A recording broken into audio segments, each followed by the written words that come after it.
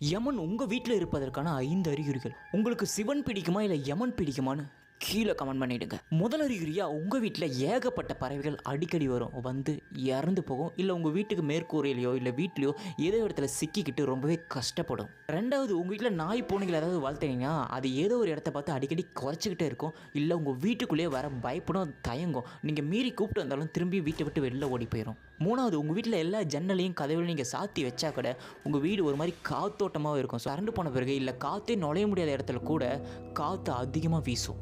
நாலாவது, உங்கள் வீட்டில் ஏற்றப்படுற விளக்கு திடீர்னு அணைஞ்சு போகும். இது ஒரு தடவை இல்லை, பல தடவை நீங்கள் ஏற்ற அதை அணைஞ்சிக்கிட்டே இருக்கும். அஞ்சாவது, உங்களுக்கு இரவில் பார்த்தீங்கன்னா திடீர்னு ஒரு நாள் மட்டும் மரண கனவு வரும். அது ஒரு நாள் மட்டும்தான் வரும், பல நாள் வராது. ஒரே ஒரு நாள் மட்டும் அந்த மரண கனவு வரும். ஆறாவது, உங்கள் வீட்டில் ஏதாவது இறந்து போனவங்களோட ஃபோட்டோஸ் வச்சிங்கன்னா அந்த ஃபோட்டோஸ் ஒரு மாதிரி சாஞ்சிரும்.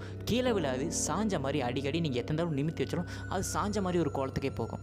ஏழாவது, உங்கள் வீட்டில் குழந்தைங்க இருந்தாங்கன்னா அந்த